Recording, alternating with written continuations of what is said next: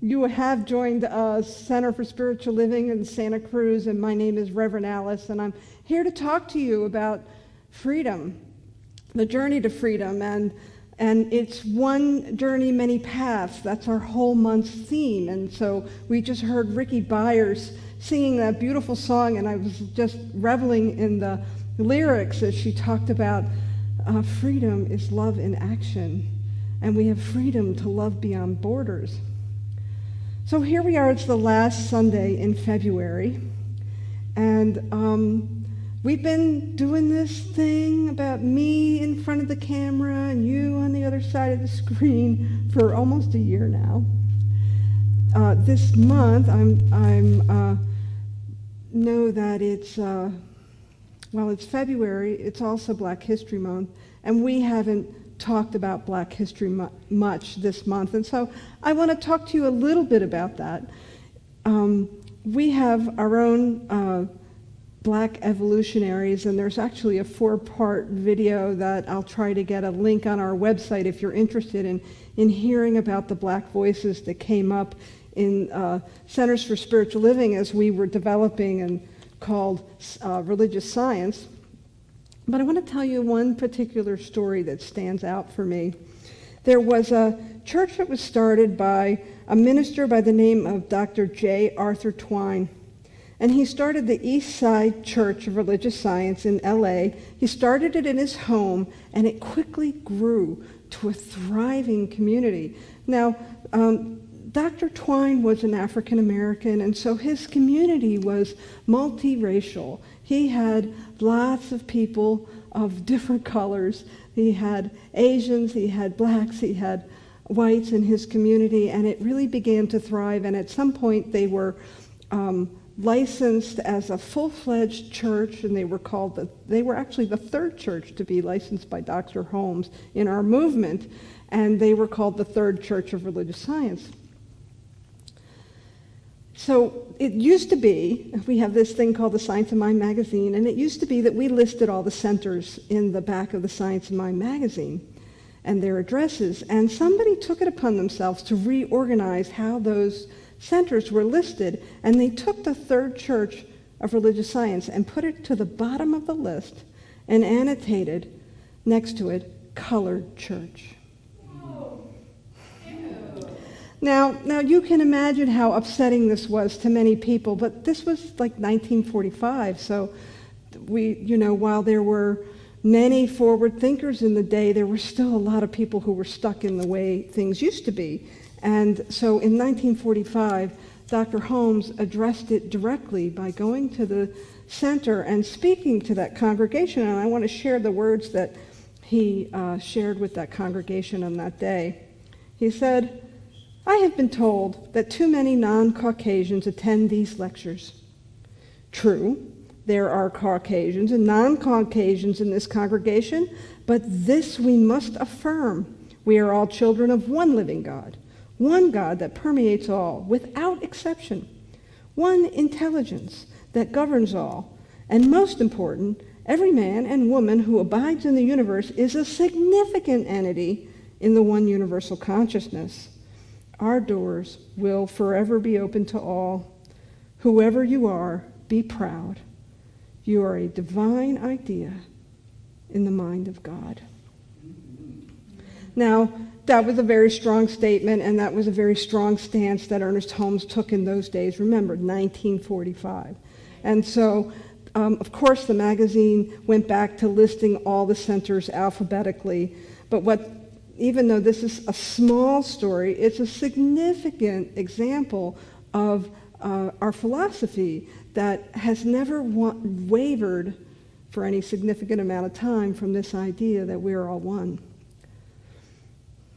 And I think that, it is the small acts that we make, it is the small steps that we take that can write our course, like Dr. Holmes righted the course with this experience for Third Church. That church went on to continue to thrive, and Dr. Twine made his transition, I think it was the year after that happened. But actually what I want to tell you is that to this day, his great-granddaughter is a minister, Stacy Hilton, in Las Vegas. And so what a great body of work that he's done, and what a legacy he's left for us with this teaching. And what a beautiful example, again, of making the right choice, taking one step in the right direction. Ernest Holmes is famous for saying that we are bound because we are first free. We are bound because we are first free. And what does that mean? He goes on to explain in the Science of Mind textbook that he says it this way: the power which appears to bind us is the only power in the universe which can free us. Through ignorance, we have misused the law of mind. It accepts and creates out of our beliefs. When we realize that we are no longer beholden to the law, but that it is our willing servant, we are free. Freedom is our birthright. It's not an entitlement. I think that sometimes we treat it like that, but when we treat it like an entitlement, what happens is that we begin to inhabit to some degree this belief that freedom isn't a pure quality of God, isn't a pure quality of wholeness that is expressing by means of us. We don't need to prove the truth. We know that freedom exists. But tell that to millions of world citizens and Americans alike who don't know the freedom many of us know. In fact, there's this one study that's done each year for the last almost 10 years now called the Human Freedom Index, and it's a study that uses 76 indicators to identify and rank freedom by country. And what I want to let you know is that the U.S. isn't even in the top 10. We are number 17, tied with the UK. And I think we often take our freedom for granted. It was, 50 years or so ago, almost 60 years now, that we passed the Civil Rights Act. That's relatively, if you look at the whole trajectory of time, that's relatively a small amount of time. And many of the freedoms that we enjoy today are still not fully realized by others. And while we have this beautiful vision of a world that works for everyone, we currently don't live in a world that works for everyone. We live in a world that works for the privileged. And one of our principles states that that one day we will realize complete emancipation from all discord in every nature. And so we have these really beautiful ideas from our principles to our values. All year we'll be tying our principles to our values to look at what these big ideas are. And I say to you, I make the statement that we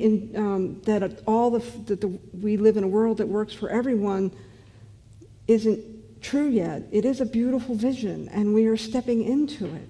And those of us that have privilege are learning to use our privilege, are learning to take these values that we hold and let them inform us as we make decisions, as we make choices, as we change behaviors. So Reverend Celeste Frazier writes this about in this week's theme. She says, a complete emancipation from every discord of every nature is experienced more readily when emancipation is the consciousness we live from as a result of embodying spirit. We're the ones we've been waiting for. And the journey to freedom is about embodying and living the truth of love, unity, and freedom. Somebody said once that none of us are free until we're all free. In the February issue of Science of Mind magazine, you might have noticed this amazing woman, Harriet Tubman, was on the cover of the magazine. And as we looked at this idea of one journey, many paths, and we looked at this idea of freedom, there's some beautiful articles in the magazine, but one specifically talks about Harriet Tubman. Now, I know you're all familiar with her. I came from Maryland, and so we were very familiar with her when I was going to school. And we learned about her as a great activist and an abolitionist. She was born into slavery in 1822, and it wasn't until she was 27 in 1850 that she escaped her captors. She traveled 90 miles from Maryland to freedom in Pennsylvania. And once she was free, she was called to return to the South, where her family was still living in slavery, where her friends were still living in slavery. She was called back to that dangerous place to help free others. Now, I think you need to sort of get some perspective that in 1850, for a woman to make that 90-mile trek on foot is pretty amazing, and to make it safely. And Harriet was illiterate, so she couldn't write, she couldn't read, but we have the stories that others told about her, and Harriet would say that she would find herself in the woods and lost, and she would remember those beautiful spirituals that her kin would sing on the plantations, and they were filled with secret code words about which way to turn and how to find their way from the deep South into the freedom of the northern states. She would say that she was always guided by spirit, and she was known to pray often, and she was known to pray with the people that she was helping to freedom. She was often quoted as saying that she walked by faith and not by sight. And in her time, in the years that she worked in the Underground Railroad to help free others, she made 13 individual trips back into the South to help free others, and she saved and led 70 slaves to freedom. She had a price on her head. She would have been killed if she was caught. But she knew and understood that her freedom alone was not enough, and that she was in service to the greater good. She's quoted as saying to those who might be overwhelmed with the task before them, she would try to encourage people. And if you find yourself if it's overwhelming when you think about the hurdles that might be before you, that you're called to do, remember these words. Always remember, you have within you the strength, the patience, and the passion to reach for the stars and to change the world. So how do we realize this powerful spiritual truth of freedom? I want to repeat Holmes again. We are bound because we are first free. So what's typical is that what we often do is we look at the lack of the quality that we're looking for. We look at all the evidence and the conditions of the lack of freedom, as opposed to understanding that at our very nature we're free. And so while we might feel like there are, and we are experiencing these conditions that don't exhibit and don't demonstrate full freedom, something within each human being is already free. So when Holmes says we are bound because we are first free, it is because we are free to use our consciousness to create. And if we are free to use our consciousness to create, well, we've created the conditions that we're living in right now. So if we're only number 17 in the World Freedom Index, and if there's nations that are even further down the list, this is because some piece of us, some piece of our mind, some piece of our consciousness still embodies limitation.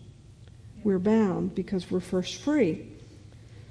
And many of us are bound because of the experiences we have in our societal constructs that keep us in this belief of limitation, of not being free. And perhaps you're experiencing a lack of freedom in your relationships, or perhaps you're experiencing a lack of freedom in your health, or maybe you're experiencing a lack of freedom in your finances. All of those things are the condition that has been created. It is not the truth behind the condition of your true freedom. I think about what comes to mind for me, the first example of this, that we all experience worldwide is our economic system. It's built on this idea of getting ours, right? We, buy it cheap, sell it high, right? and yet, if I buy something for a really low price, it usually means that somebody was paid a substandard rate in order to create what I bought, so that I could save some money. And I don't say this to guilt you, because even though I know this, there are times when I might need a product that I can't help how it was created or how it was manufactured, but I can try to make a better choice.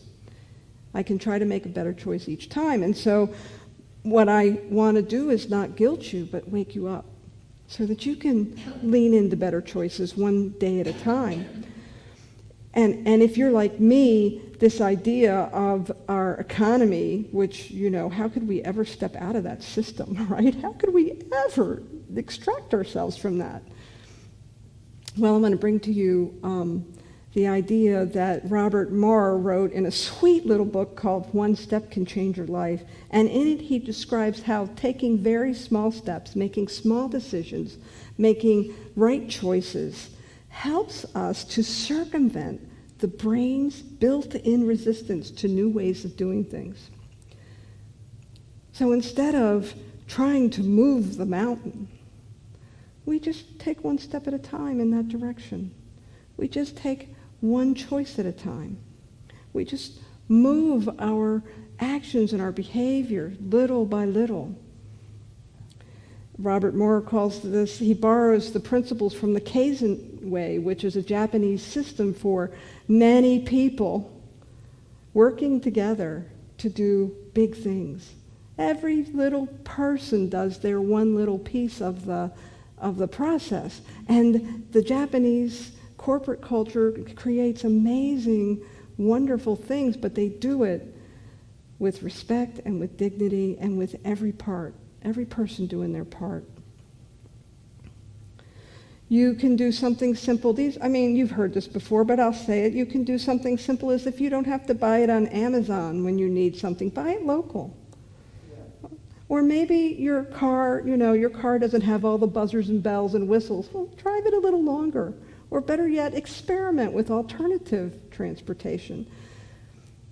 Holmes tells us that through ignorance, we have misused the law of mind. It accepts and creates out of our beliefs. And it isn't until we understand that we're not beholden to the law, but the law is supporting us, that we step into this greater idea of creativity that can come through us.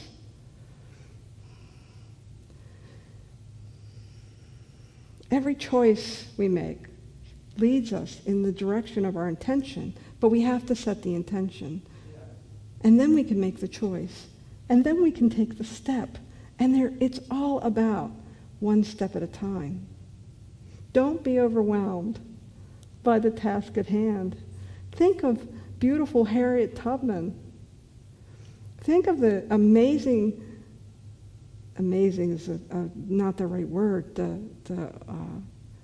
what seemed like insurmountable task of leaving where she knew she was going to be sold into auction and goes God knows where. She chose to take into her own hands her own freedom. And then once she learned how to do it one step at a time, she showed others how to do it. What I know is we can ask for help. We can keep our heart clear. We can look for that inner guidance that Harriet Tubman tapped into.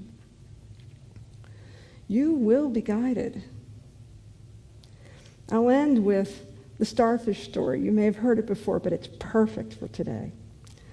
One day, a man was walking along the beach when he noticed a boy hurriedly picking up something off the sand and throwing it gently back into the ocean. And as he got closer, he noticed that the boy was picking up little starfish off the sand.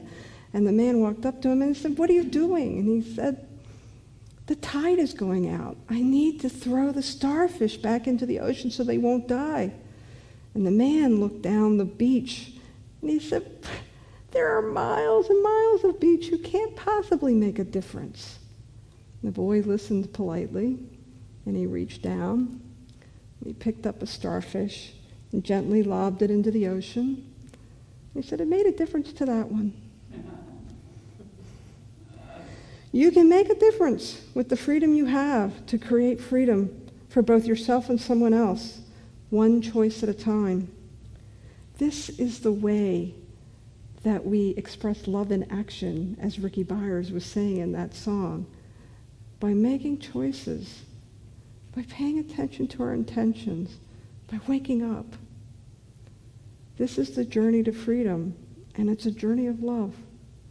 So let's go ahead and let's go to prayer. Let's move our minds and our hearts to that perfect place of freedom. And so I invite you to take a breath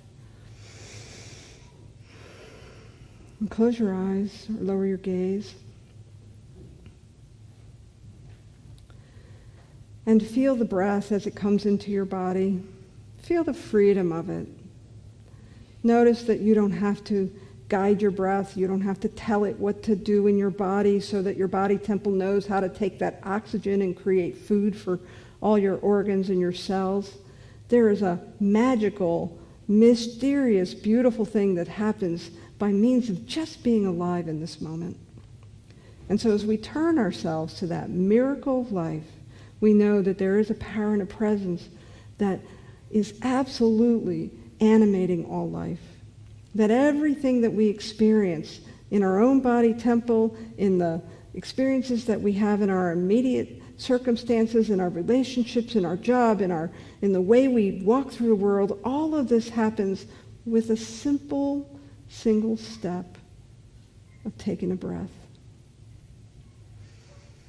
And with each breath, we can remember that we are indeed free, that any limitation, any boundary that we experience to that between us and that freedom, any obstacle is temporary.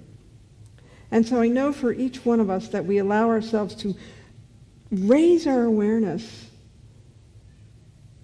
and we are pulled by vision, the vision of a world that can work for everyone. And we're pulled by principle that we absolutely will know complete emancipation from all discord. And so I know for each one that it is the love and the passion that we have for ourselves and each other that is the guiding light that guides each one of our steps, so that we do make small choices over and over and over again that lead us to the greater good, not only for ourselves, but for all of humanity. We have come so far since Harriet Tubman walked those 90 miles out of Maryland and into Pennsylvania to her freedom, and yet we have so many more miles to go. And so know with me that each one of us walks by faith and not by sight, that we trust that each little action we take is indeed love in action and is indeed leading us to greater freedom individually and collectively. It is with a joyous heart that I speak this word, that I know this highest truth for myself and for each one listening to the sound of my voice. I absolutely know that we are guided, guarded, and protected, and that all we need do is turn our attention to that higher ideal and make the little choices that carry us so far, a little bit at a time. I simply release this to that beautiful action of the law that simply says yes to each one of those little baby steps that each one of us take. And I know that greater good and more good is available not only to each one of us, but to each one in the sphere of our influence. And it is with a grateful heart that I simply let this go. And together we anchor this in that power of love by saying, and so it is.